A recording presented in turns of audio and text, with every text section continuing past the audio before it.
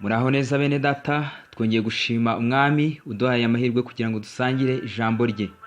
Ntitubasha guceceka ibyo twiyumviye n'ibyo twiboneye. Ndagira ngo tuganire kuri ibi bintu bitatu. Umuntu ni umunyabyaha. Imana irera. Mbese umuntu w'umunyabyaha yabana gute n'Imana yera? Umuntu ni umunyabyaha. Icyaha cyangirije umuntu mu buryo bwose, ahantu hose, umutima we, ibitekerezo bye, amarangamutima ye ndetse n'umubiri we. Umuntu avuka apfuye mu buryo bw'umwuka kandi aba ari n'umuntu upfa mu buryo bw'umubiri. Byose ni ingaruka z'igicumuro cy'umuntu umwe cyateye ko abantu bose bacirwaho iteka. Kwibwira kose imitima yabo itekereza ni kubi gusa iteka ryose. Gutekereza ko imitima y'abantu ni kubi uhereye mu bwana bwabo. Abanyabyaha batandukanywa n'Imana uhereye ku kuvuka kwabo. Rero abantu ntabwo baba abanyabyaha gusa kuko bakoze icyaha, ahubwo ni abanyabyaha ku bwa kavukire. Abantu ni abanyabyaha cyane birenze uko abantu benshi babyumva. Mu Baroma 3 ku murongo wa 10 kugeza ku wa 12, Pawulo yagaragaje uko bameze mu maso y'isumba byose, ngo ntawe ukiranuka n'umwe, ntawe umenya, ntawe ushaka Imana. Bose barayobye, bose bahindutse ibigwari, ntawe ukora ibyiza n'umwe. Nta tandukaniro ku bantu bose ni kimwe. Aya ni amagambo nanone dusanga muri Zaburi ya 14. Umujinya w'Imana uri kuri bo kuko bose bakoze ibyaha ntibashikira ubwiza bw'Imana. Abaroma 3:23. Igihembo cy'ibyaha byabo ni urupfu. Abaroma 6:23. Kandi abanyabyaha bose barapfuye bazize ibyaha n'ibicumuro byabo. Abefeso 2:1. Rwose uzabona batekereza, bakora imirimo yabo ya buri munsi.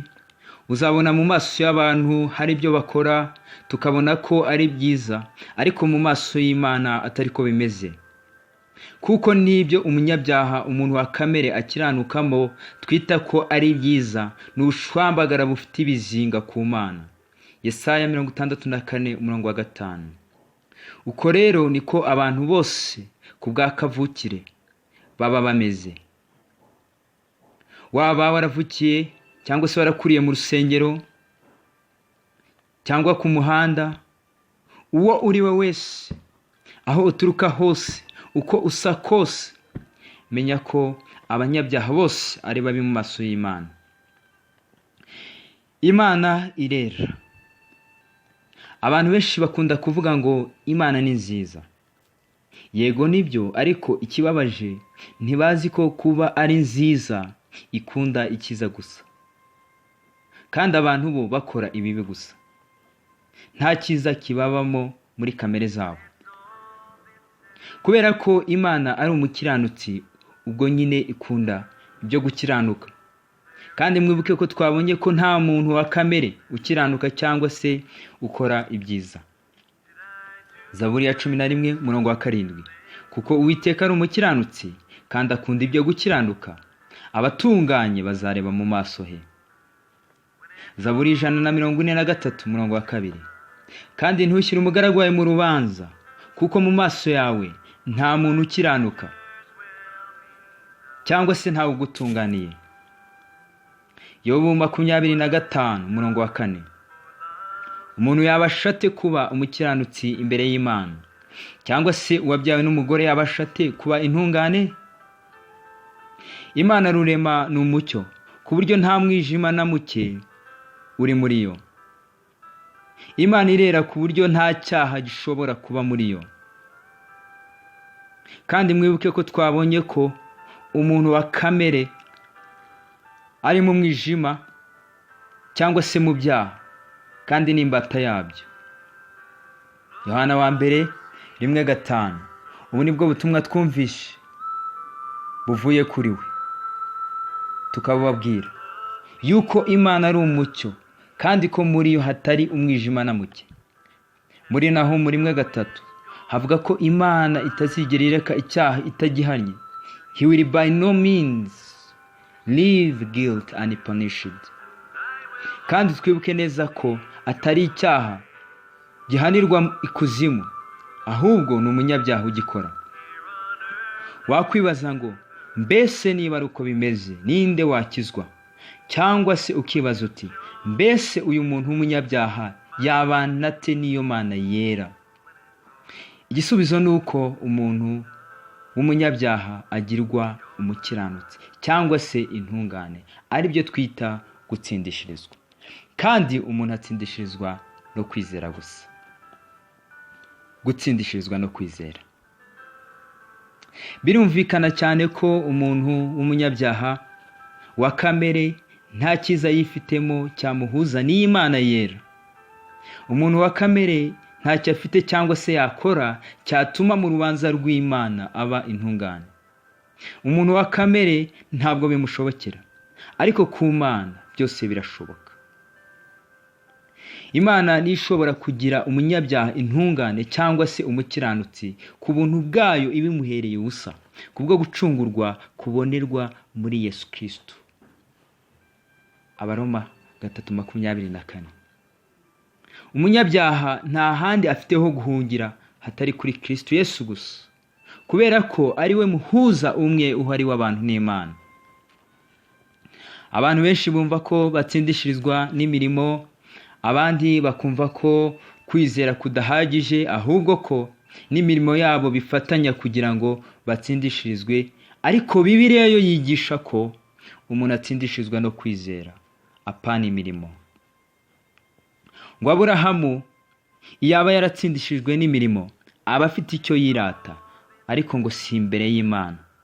Aburahamu ngo yizeye Imana bimuhwanirizwa no gukiranuka. Abantu twese, haba abo mu isezerano rya kera cyangwa se mu isezerano rishya, dutsindishirizwa no kwizera gusa. Kandi ngo Dawidi nawe yeruye amahirwe y'umuntu, uwo Imana ibaraho gukiranuka atabiheshejwe n'imirimo. Abaroma 4 niho tubisanga.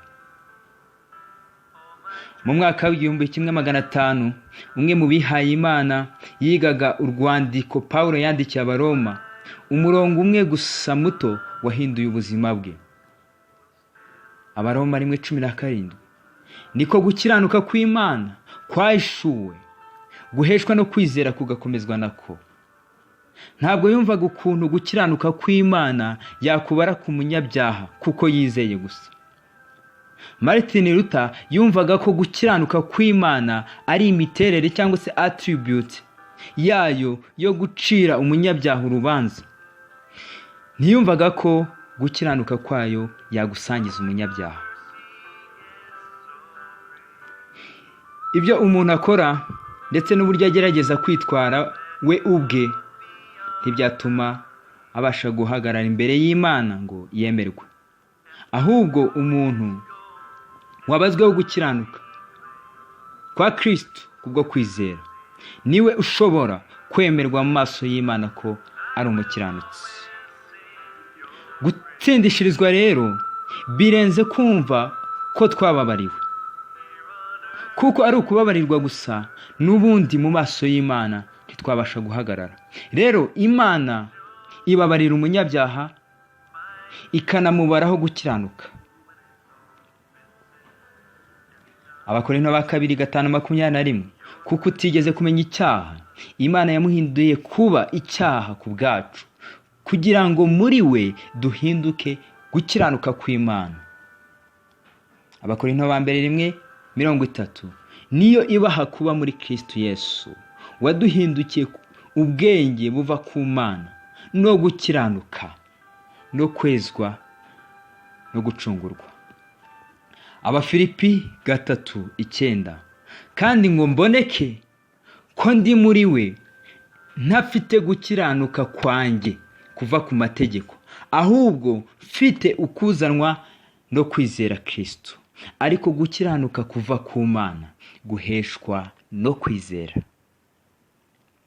Abaroma 3:21-22. Ngo ariko noneho hariho gukiranuka kw'Imana kwahishuwe, kudaheshwa n'amategeko. Nubwo amategeko n'ibyahanuwe ari byo biguhamya, niko gukiranuka kw'Imana bizeye bose baheshwa no kwizera Yesu Kristo gusa, ari nta tandukaniro. Yesu yambaye umwambaro w'ibyaha byacu byose, noneho uwe wo gukiranuka awambika abazamwizera bose. Twumve neza ko uku gukiranuka gutuma umuntu yemerwa mu maso y'Imana atari ukuva ku muntu, ahubwo ni ugukiranuka Imana ibara ku munyabyaha wizeye.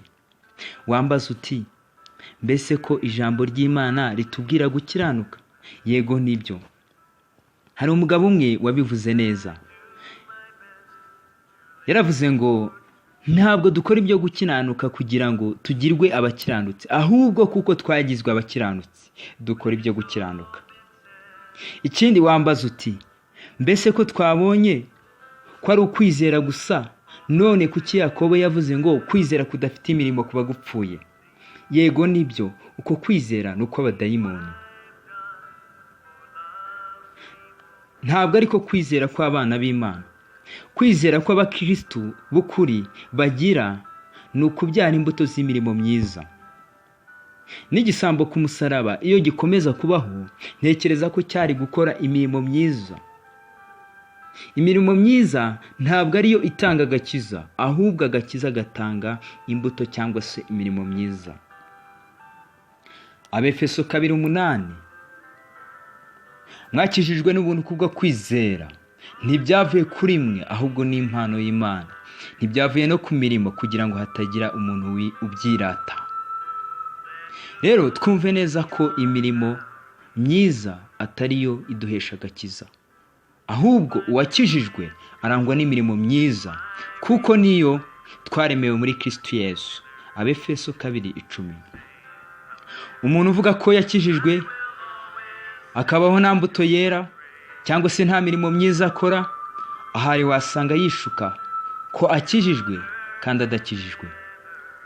Ikindi wambaza uti, mbese ko twabonye ko Yesu yujuje umurimo wo gukiranuka kose ku bwacu, noneho dukora ibyaha ntacyo bitwaye?